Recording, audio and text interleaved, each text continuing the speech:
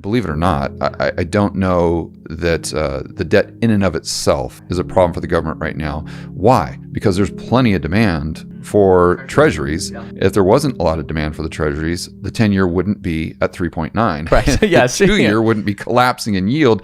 In other words, skyrocketing in price. Yes, that's a good So point. there's obviously a ton of demand. And it's not like the bond market doesn't know that we're running these wartime deficits. It's not like the bond market doesn't know about all the off-balance sheet liabilities. It's not. People need to realize is what's bad about the debt isn't necessarily the debt, it's the government spending. The example I always use is it's like a heroin addict, okay? So a heroin addict can have a credit card and run up the balance on the credit card to 100,000 buying heroin, which destroys their body, destroys their mind, and destroys their soul, right? So we could come into that heroin addict and say, guess what? We're going to take your balance all the way down to zero, so you no longer have any debt. So is that a problem solved? Yeah. Or is that an even bigger problem? Because now he's going to go and do more of the same, what ruined him to begin with. You see, that's exactly like government spending. It's not necessarily the debt that's bad, it's the government spending which distorts the overall economy. Let me give you another statistic here that I think you'll find interesting. In the late 1880s, we were on a gold standard. Okay, so let's take a 15-year time frame from 1880 to 1895. We had about 30 to 40% deflation.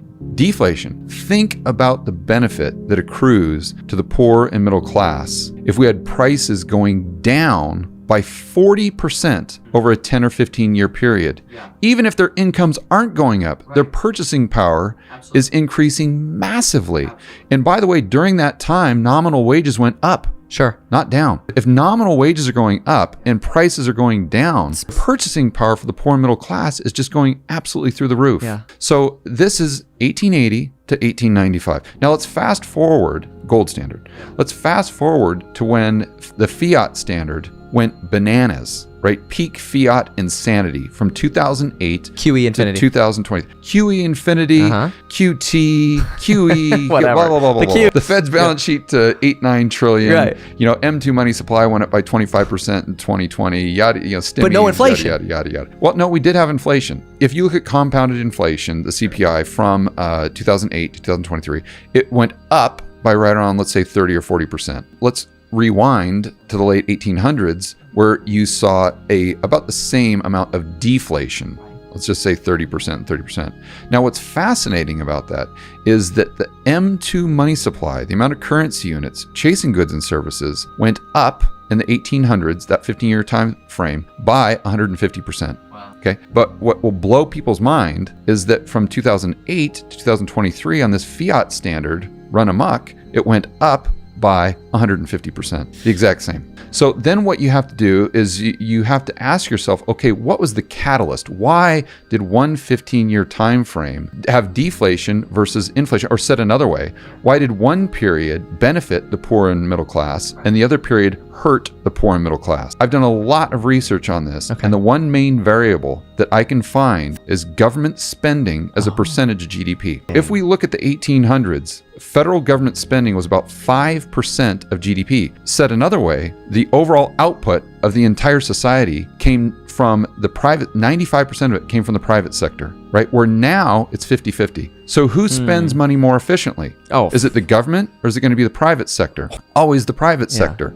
So is it any surprise that if the private sector represents 95% of the economy, we have more goods and services being created to the extent where prices are going down even though the money supply is going up at the exact same rate? You see, so the main takeaway here is if we want to create this society that's going to be more, let's say, friendly to the poor and middle class, it doesn't come with more government. It comes with less government, because that 50% of government spending to GDP, all that's doing, for the most part, is distorting the economy. It's distorting the ability to create more goods and services, which will drop prices, and that's that benefit that accrues disproportionately to the poor and middle class. So that's why the debt in and of itself isn't really the big problem. Yeah, it's the government spending.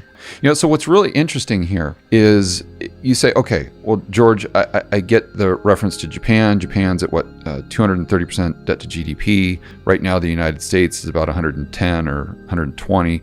And I understand that 34 trillion in debt is huge, but could we be the next Japan? Or what a lot of people would argue is the dollar going to turn into toilet paper and we're going to go the way of Argentina? So I think it's a very fascinating juxtaposition, because if you look at the two central banks and the two policies, not now, but back when the hyperinflation in Argentina was just getting started, they had very similar policies. So how is it that one economy produces deflation and the other produces hyperinflation? Sure. And how do you know if the U.S. is headed towards Argentina or Japan? And I think another thing I've been wrestling with quite a bit, and I haven't come to a definitive conclusion on this, but I think a large part of it could be the way the currency was created to begin with.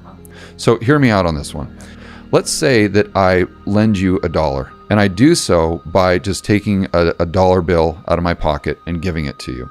And then the next day, you're like, you know what, George, I don't need this $1. I'm going to go ahead and pay you back. So you give me that $1, and we still have $1. We still have $1. So when I gave you that money or lent it to you, M2 money supply did not change. And when you paid it back, it didn't change. It's still 1. Now, let's think about this a different way. Let's say I'm your bank and you say, okay, George, I want to borrow $1. Yeah. And I say, okay, I lent you that $1. How did I do that? I didn't give you a green piece of paper. Yeah. I simply added a digit to your checking account. Right. So now instead of having 0 in your checking account, you have $1. Right. What did we just do to M2 money supply? It increased. Yeah, well, it increased by $1. So then what happens is the next day, going through this exact same example, you say, you know what? I don't want the $1 anymore. I'm going to pay you back. So then when you pay me back, you don't give me a green piece of paper. I just simply change the balance on your bank account from $1 back down to 0 where it started. So you see what's happened is those two scenarios, I lent you $1. One scenario didn't do anything to M2 money supply. The other scenario increased M2 and then it decreased M2. So money was created and money was destroyed. Yes. Just by the process of lending and paying it back. So now let's think about it in terms of a pie chart. Let's say this pie chart represents 100% of the currency. So 100% of the yen in existence, or 100% of the Argentinian pesos in existence. And let's just take it to an extreme for the thought experiment and assume that 100% of the yen that exist were lent into existence. Now let's assume that 100% of the Argentinian pesos that exist were printed, literally printed into existence. So if demand goes down for those Argentinian pesos, there's still the same amount of pesos. It's just you have the same amount of supply, demand goes down, so the value theoretically most likely goes down as well. But with the Japanese yen, if demand goes down for the yen, what happens? The debt is paid off, therefore the supply goes down with the amount of demand. So as demand goes down, supply goes down as well, because you're assuming that if there's less demand for the yen, the people still have the yen debt, they're going to go ahead and pay off that debt, which decreases the amount of currency units. So you see how it's a complete night and day difference based on the pie chart and how much of the overall currency has been lent into existence compared to how much of the overall currency was printed into existence. If you look at Argentina, the majority of it, especially lately, was them literally just printing like pieces of paper to send out, where with Japan, the majority of it, I would argue, was lent into existence by the banking system itself. So that's not yet conclusive. It's just something I've been thinking about. I've started to research it, and it seems that I could be on to something there, but that may explain the difference between Japan and Argentina. And if it does, then you have to look at the pie chart for the United States and the US dollar, which would be even more extreme than Japan. My favorite investor of all time is Jim Rogers. And one of the reasons he's my favorite is because he has a knack for just putting things in the most simple terms possible, which at the beginning, when you first hear it, it sounds oversimplified. But when you think about it, it's actually very profound. The very first interview that I heard with Jim Rogers, it was in I believe the original Market Wizards books with Jack Schwager, which I'm sure you've read many, many times. And he was talking to Jim about his investment philosophy and how he's been so successful. He says, all I do is just sit in my chair and do nothing. And the guy says, okay, well, how does that work? He goes, he says, what the retail investor does is they're always trying to do stuff. Yeah. They don't have enough patience. So what I do is I just sit in my chair, I do nothing, and I wait for a big pile of money sitting in the corner. And when I see it, I go pick it up. And then I go back to my chair, and I just wait for the next pile of money to appear in the corner, and I'll go pick that up as well. And the interim, I don't do anything. And I think that's a great philosophy for people right now. And the good news is that we're in this time when the curve is inverted. So to time this and to know what to do, it's actually pretty easy.